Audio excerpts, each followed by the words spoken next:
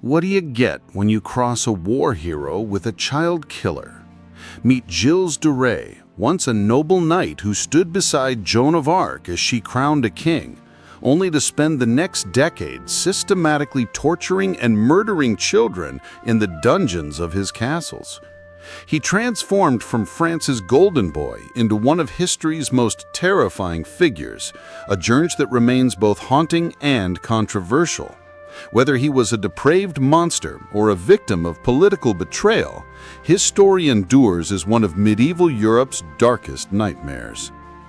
Born in 1405 into one of the wealthiest families in Brittany and Anjou, Gilles inherited vast estates and immense wealth after the early death of his parents. With his aristocratic background and military training, he quickly emerged as a rising star in the French nobility. Ambitious and driven by glory, Gilles entered the Hundred Years' War at the age of 16. His skill in battle, tactical intelligence, and fearlessness earned him rapid acclaim. By 1429, he was a respected commander when he aligned himself with Joan of Arc, the teenage peasant girl who claimed divine guidance to lead France to salvation. Together, they fought in key battles against the English, including the famous lifting of the Siege of Orleans. Gilles de Rais was by her side as Charles VII was crowned king in Reims. For his service, Gilles was made Marshal of France, the highest military honor in the kingdom. At just 24, he embodied the chivalric ideal, courageous, devout, and noble. Yet the very traits that made him revered in war would soon become the foundation for an unspeakable descent. Joan of Arc's execution in 1431 deeply affected Gilles. Her death was not just the loss of a comrade, but a spiritual fracture. Following her martyrdom, Gilles withdrew from military life and increasingly isolated himself within his estates. There, away from the scrutiny of the court and battlefield, he spiraled into a life of extravagance and occult obsession. He began hosting elaborate theatrical productions, some so costly they surpassed the annual budgets of entire duchies. He indulged in banquets that lasted for days and funded elaborate pageants involving dozens of actors and artisans. More troubling was his growing interest in alchemy and dark rituals. Gilles hired self-proclaimed sorcerers and alchemists, men who promised to transmute metals into gold and grant him power through forbidden rites. This pursuit was not driven by need. His fortune, though dwindling, was still substantial, but by a hunger for control, transformation, and perhaps resurrection of something lost. As his occult studies deepened, rumors swirled through the countryside. Servants whispered of strange lights in castle towers, chants echoing through stone halls, and locked rooms no one was permitted to enter. Then, children began to vanish. The disappearances at first appeared sporadic. A village boy here, a choir member there. Poor families entrusted their children to the Lord's household in hopes of education or employment. They were told their sons had been sent to other estates or offered better prospects. But they never returned.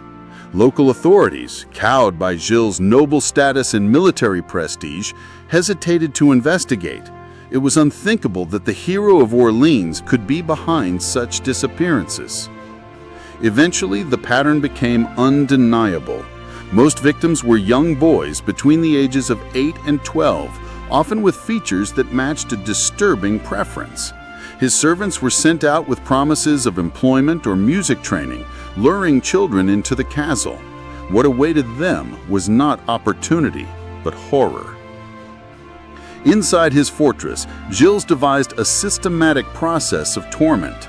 Testimonies would later reveal that he treated the children to fine food and clothes, easing them into a false sense of security. He staged macabre religious rituals with them as unwilling participants, then subjected them to prolonged cruelty. Gilles was methodical, often selecting specific weapons, a short double-edged sword, for instance, for certain acts. The confessions of his closest aides painted a chilling picture. Victims were restrained and gagged to muffle their screams. Death came in varying forms: strangulation, decapitation, dismemberment. In many cases, the bodies were defiled post-mortem and parts preserved for ritualistic purposes. Furnaces within the castles were used to burn remains, erasing traces of his crimes. Estimates of his victims vary, with conservative figures placing the number at 80 and others suggesting it may have exceeded 200. His descent continued for nearly a decade. As his crimes escalated, so did his financial ruin. The immense wealth he once commanded had been depleted by theatrical excess, magical experiments, and a lifestyle of unchecked indulgence. Desperate for funds, he began selling family lands and borrowing heavily, even from church officials. Tensions rose when he abducted a cleric during a property dispute, a brazen act that finally provided the church and local nobles with the excuse they needed. In 1440, he was arrested and charged with heresy, sodomy, and murder. The trial, held in Nantes, became one of the most sensational in medieval France. Over 100 witnesses testified, including servants, parents of victims, and villagers. The consistency and specificity of the accounts were overwhelming. His own household provided damning evidence, describing exact details of the rituals and murders. Gilles de Rais ultimately confessed. Whether his confession was extracted under the threat of torture or genuine remains debated. He recounted his actions in vivid, horrifying detail, often exceeding what was necessary for conviction. Some modern scholars suggest the trial was a political setup. Gilles de Rais, once immensely powerful, had become a liability. His creditors, many of them powerful clerics, had much to gain from his downfall.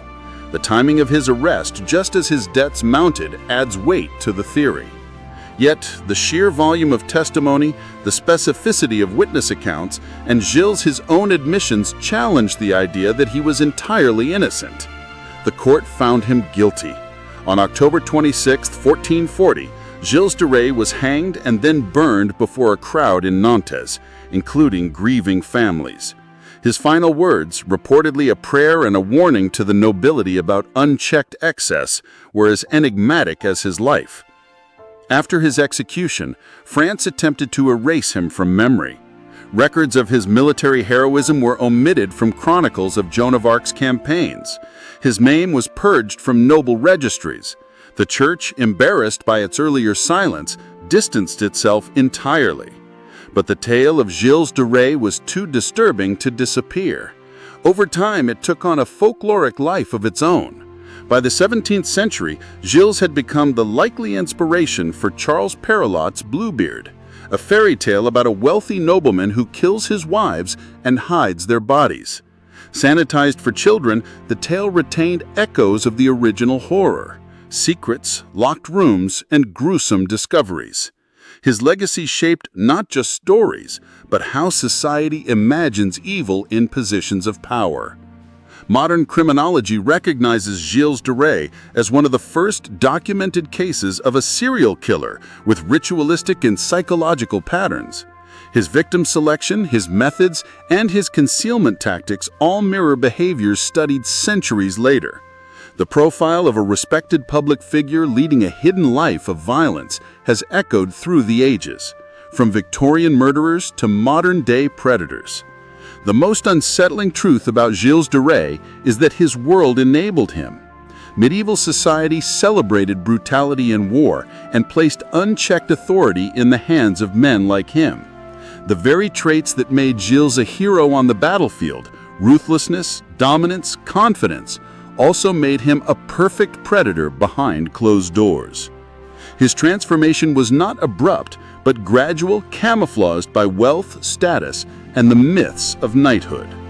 His story remains a disturbing reminder that the line between savior and monster can be vanishingly thin. The predator dressed in honor may be the most dangerous of all.